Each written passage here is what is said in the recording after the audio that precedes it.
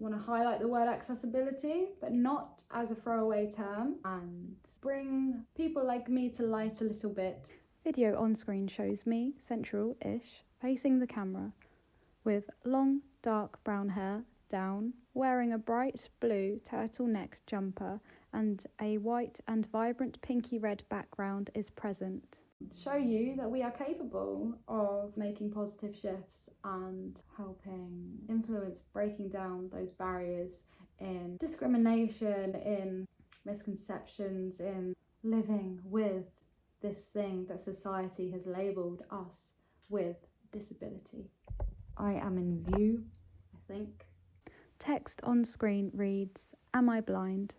And why people don't believe me." Hello, I'm Nazan here at Nazan Visions, and so the visions part is a bit ironic because I'm registered blind, but I feel like I can't say that very often. I do shy away from it a little bit. I just can't be bothered with people questioning my condition and just saying I don't have it and I don't look blind, and that's what it is. I don't fit into the stereotype of what a blind person should look like, and that makes life a little bit of a struggle sometimes when I'm asking for my needs to be met in every situation you can think of, in the workplace, in a shop, in an event, any kind of space you can think of. I think people look at me and they can see that I can navigate and avoid obstacles and stuff, and I can make that eye contact. Another thing that I wanted to add in here is another observation.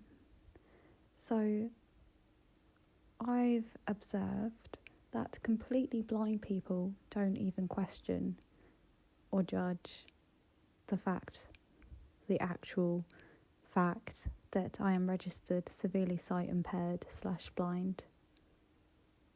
They don't say, well, at least you can see, or compare me to them having no vision at all. They can acknowledge that I struggle maybe just as much as they do sometimes, and I've never once had a completely blind person question my blind registration, even if I disclose to them that I have 10% of my vision. There's no envy or judgment. It's just compassion. Whereas if I say that I am blind to a sighted person, it feels as though it's harder for them to comprehend. I don't know. It's nice that people think I'm very capable, but I'd like to remind you that completely blind people are very capable, if not more capable than me, with little vision, with 10% of vision. Once before I've had, probably more than once, people go, "How do you use your phone if you're blind? You're not blind, you can use your phone." And we're in 2025 now, and people don't realise that there's all these accessibility features on our devices. In fact, I couldn't read a book without technology. I couldn't navigate to an unfamiliar place. I couldn't get the bus without technology. I would probably be quite immobilised, if I'm honest. Like, I use my phone for everything, and I can use my phone, and completely blind people can use their phone. Did you know that? They can turn their screen off completely black, and just navigate with a voiceover. Text on screen reads, "Representation and why it matters." Anyway, I guess I am here to maybe represent people with little vision, registered blind but with little vision. Represent people who have an invisible illness. You don't have to look sick or ill or blind or whatever ill looks like, whatever stereotype you've identified these illnesses with. I am very much blind. I sometimes forget because it's my norm now. But when I try to get into work and when I go anywhere, when I step outside the house, when I'm in the house as well, I see that it affects me. I bump my head quite a lot. I have a lot of accidents, and I ask for the lights to be switched up a lot and for extra accommodation and adaptability towards having me in the space. That sounds like quite a lot to some people. It sounds like quite a lot for facilitators to adapt, to include people. And it is sometimes, but not really. Like, it doesn't take a lot to listen to a need and for that need to be met. Text on screen reads, teaching in an inclusive way. So I'm trying to find a way to make sure that this resonates with as many people as possible, not just yoga teachers. If you're teaching someone with a need that you're not familiar with, then there are things that you can do to help them feel included. And I guess I could just give my example. So, for example, if I teach a class with mixed abilities and needs, say I'm teaching blind people and sighted people, the blind people will probably need a little bit more attention, but like, that's fine. And I love teaching blind people because it's close to my heart. And you know, the main thing is actually, before all of this, is regulating your own nervous system, because then everyone else, your students, will co-regulate with you. And so for example, if you are anxious and you're a bit jittery in your speech, or you're shaky or trembling, or you know, anxious states, if you're projecting that, then that's what you'll get back, and that's what will amplify. So really grounding yourself, taking a second to respond in, like, to be able to respond in a harmonious way, is my first step.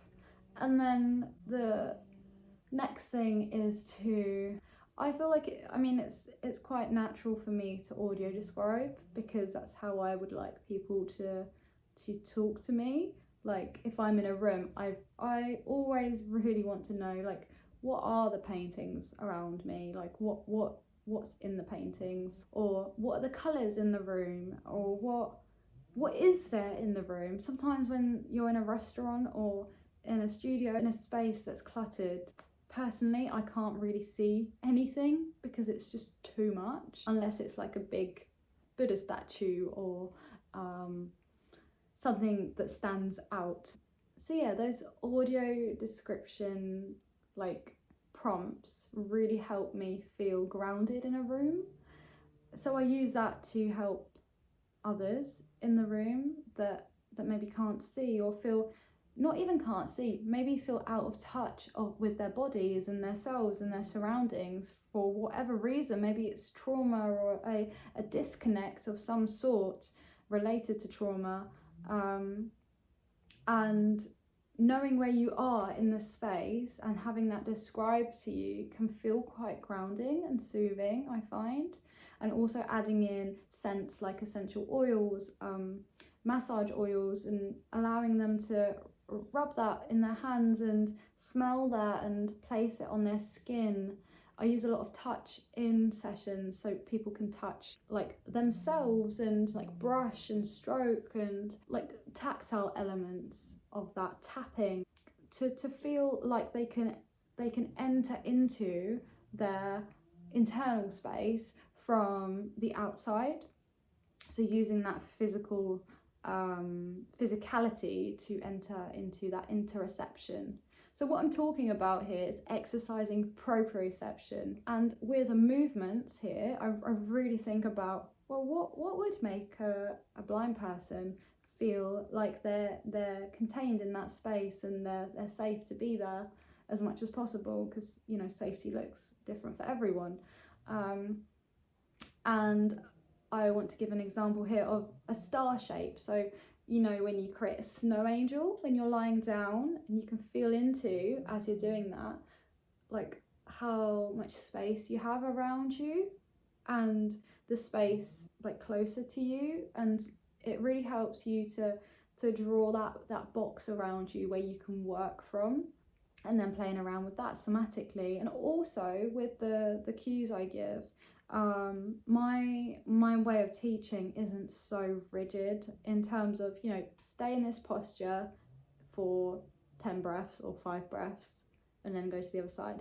It's more go into this posture, but also move any parts that need to be moved as you're doing that. For example, a twist, and then looking over to one side and circling that shoulder, or pulsing that upper body.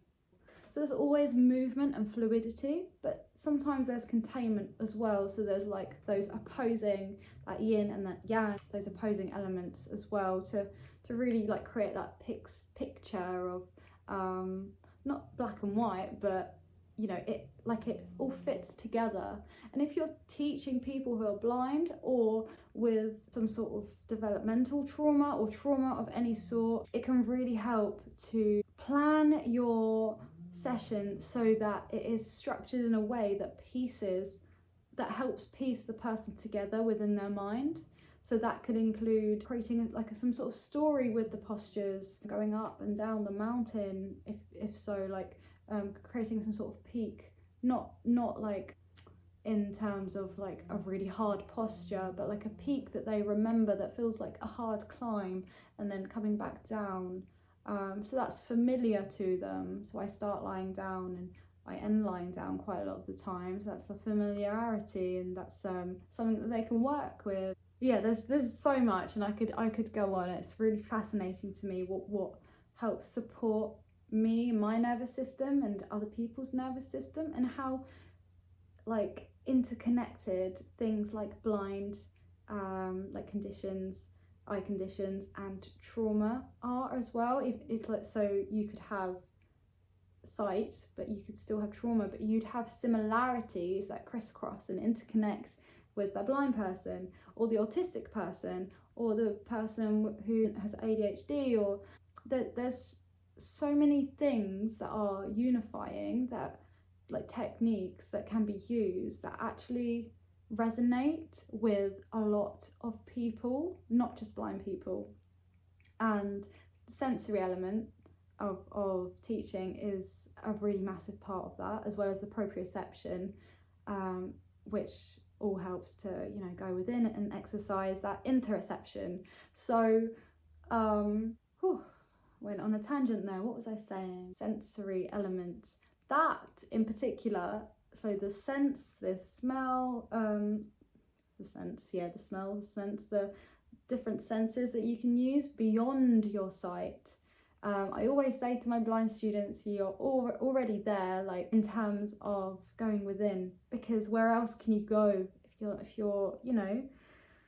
you're completely drawn within with no sight or little sight?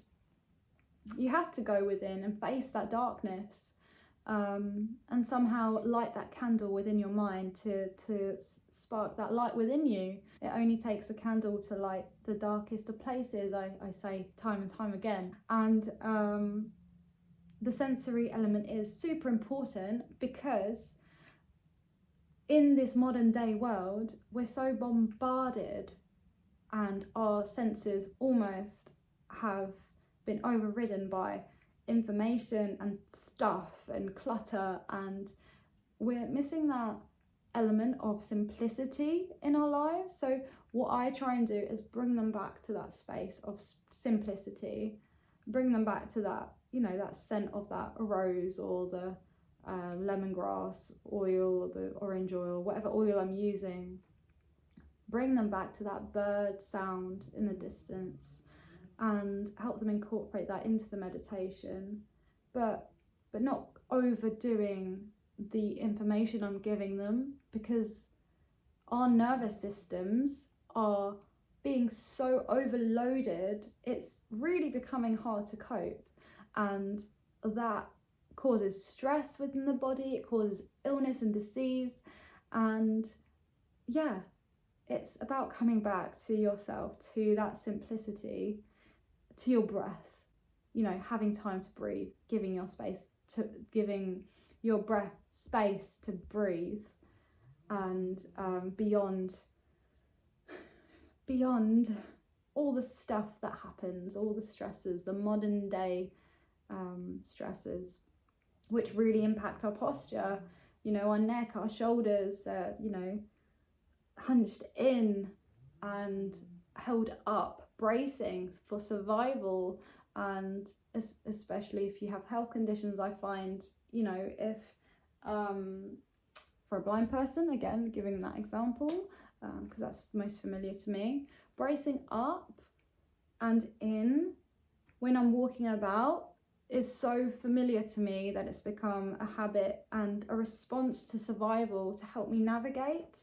And in a moment, I'd love to share my testimonials from my 2 blind students that recently participated in my class, so you can see and hear from them about what it's like to be in a class mixed with other people that aren't blind, and how they find yoga helps them find, you know, their centre in this space we call the world that we live in. What I'm doing is trying to encourage everyone to include everyone, and what more can we do in this world that we live in to help unify one another.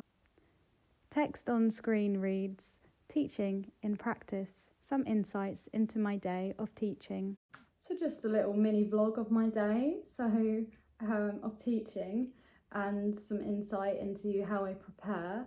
So I'll use this like a really bold pen so I can see what I'm writing, but even that is a bit of a struggle. My paper is quite close to my face, or I'm sort of compensating my neck a little bit, but I write in really bold writing to be able to read. I can't read in pencil or biro, like normal pen, normal.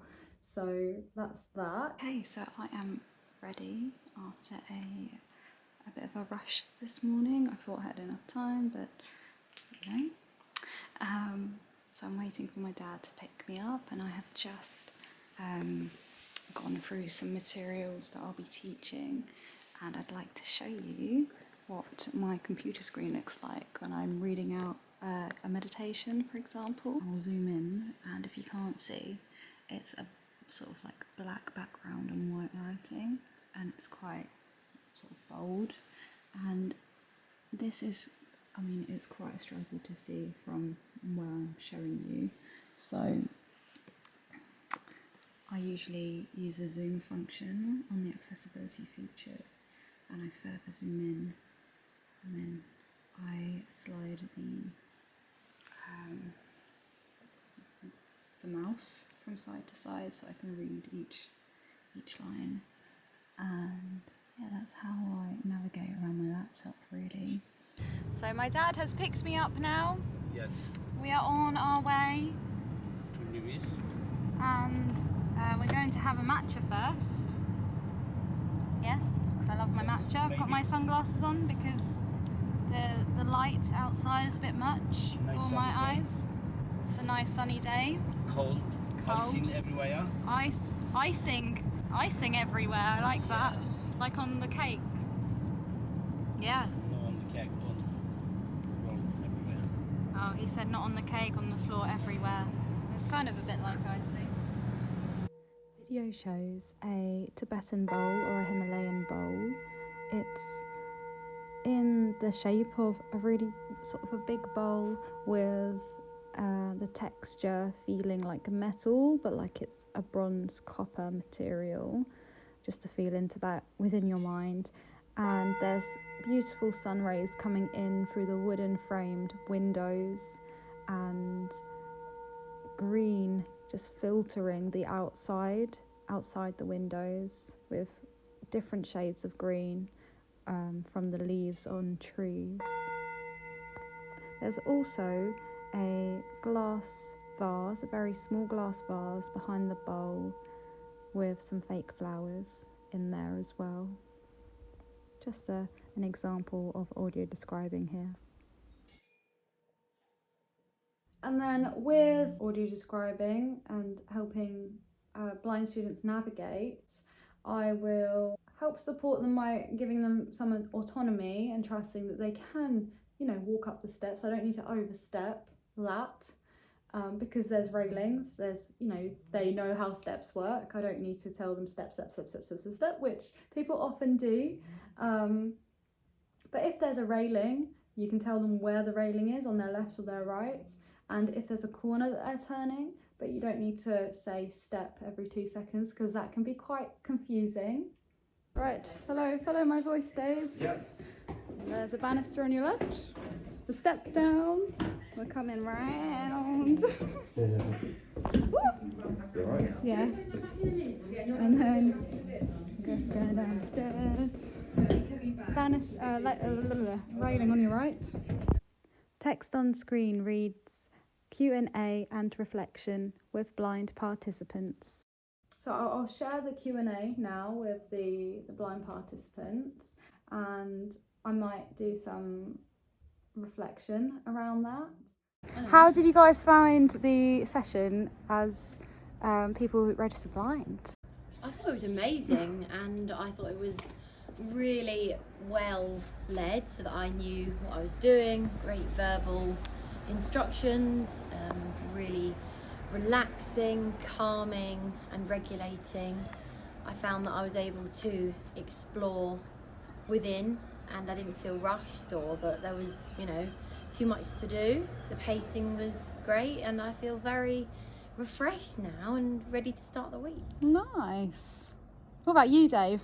Yeah, I think refreshed is a good word, and I'm decluttered mentally and physically, and today it's been about 3 months, 4 months, a good part of the year anyway, since I've done yoga and much fitness stuff full stop. So it was a sort of tough task to start with, after just recently being ill, but 100% worth it. I've worked with Naz before, very good at describing, making everybody feel welcome and safe and just included, really. So really fun. Something else I'd like to add in here is another reason why I'm reluctant to say the word blind to describe my condition, and that's because I am someone who really enjoys doing things, participating in events, going out and about, doing things that you wouldn't necessarily think a blind person could do. And I want to point out here that I and completely blind people with no vision or only light perception are more than capable of doing crazy things that you would not think that is possible. So before you cross out that person from the list of outings that you wanna do, or a challenge, or an adventure of some sort, whatever it is, maybe ask that person, would you be up for doing this thing, and how could you do it with the sight that you have or don't have, and see what happens. There's blind people that have flown planes before, and that's the most extreme example that I can give. So don't doubt us. We can do anything that we set our mind to, and it's just about finding a way to navigate in a different way to a sighted person, and sometimes that can be incomprehensible for a sighted person.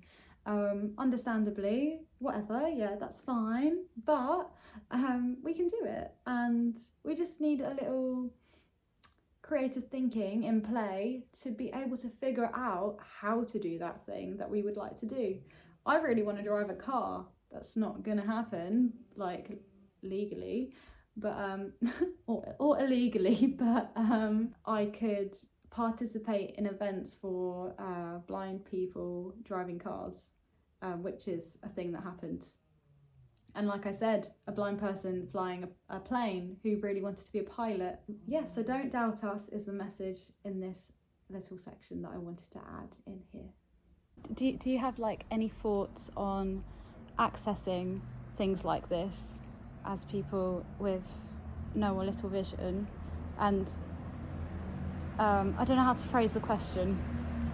Like, yeah, accessing events like this, do you find it a struggle, or like what are your thoughts around it? Do you want me to go first? Yeah, go for it. Sorry, I'm pointing my That's camera at you, alright. but I forgot to say.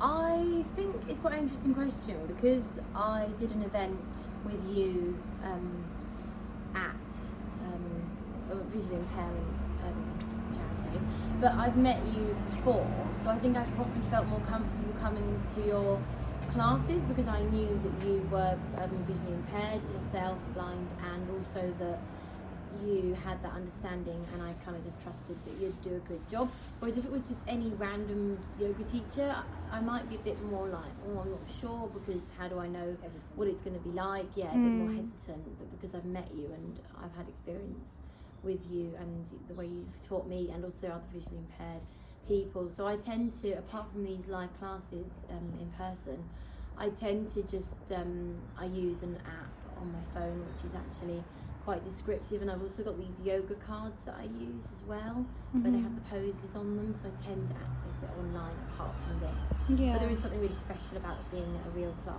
Yeah. So is it more sort of comforting that the sort of facilitator has visual impairment as well? Yeah. Yeah, Because definitely. you probably feel more like understood and Yeah. that I can empathise with 100%. you. Yeah, that makes sense.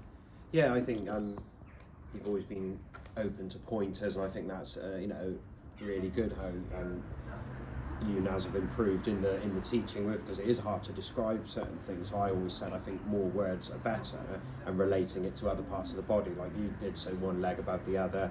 And just for the audience, I guess a good example would be when you're lying on your back, if you say put your hands above your head, it could either mean on the floor above your head, or it could mean horizontally in front of you, if that makes sense, when you're lying down. So yeah, I haven't described it the best way, but yeah, I hope that sort of shows how words are so important with your body being at different angles, like how you reference your space around you, basically. Yeah. Nice, thank you guys. One more question. Would you guys say that yoga is quite beneficial, like in terms of like proprioception and knowing where you are and all the sort of just Definitely. feeling into your body more? Is it 100%. quite disconnecting having a visual impairment and just like tuning into your body, and does yoga help with that? I'd say so. I think yoga brings me into more of an anchored place where I feel more connected to myself and the world around me, so I'm not so, in my head, I suppose, and that probably goes for everyone because it does help. It's that mindfulness, that meditation, it's grounding, it's anchoring, and it does make me feel more in tune with my feelings and my thoughts. And I love the insights that I get whilst doing yoga, especially with the yoga nidra part where we're visualizing and imagining certain things, brings up maybe feelings or thoughts to the surface, and you come away with some things to consider or think about. And I just think it's great. I love yoga. Yeah, I would say the same. For me, I was always fairly good at knowing where I was in real space. Maybe having vision before helped. Maybe I was just into that, tuned into that anyway. But I always found dancing and where my body was in space much harder to perceive. I was never that kind of person. So that's helped me kind of perceive that world and go, okay, this is how my body is related to this, and I can face this angle and do this pose. Yeah, it was completely new to me until I started yoga. Nice, thank you so much, guys. Thank you. Thank you. Woo! Air five. High five. Yeah. Woo! Yeah, the message is inclusivity promotes equality and brings everyone together and creates shared experiences where we can experience things together and coexist together. The word accessibility, but not as a throwaway term, and inclusivity, and bring people like me to light a little bit and show you that we are capable of making positive shifts and helping influence breaking down those barriers in discrimination, in misconceptions, in living with this thing that society has labelled us with, disability. Thank you for watching. Oh, before you go, wait a sec. And I just wanted to ask to subscribe and turn your post notifications on to really share this message, this wisdom and knowledge and insight of inclusivity and equality, and share with anyone you think might benefit from learning what I've shared. Maybe a yoga teacher friend, maybe a teacher friend, maybe a friend, any kind of friend. And yeah, I love reading my comments and replying to you guys, so please do that as well if you feel called to. And all comments are welcome. Share your experiences if you feel like you need to get something out there, and yeah, I'll always read them. Thank you so much for watching, and see you in my next video.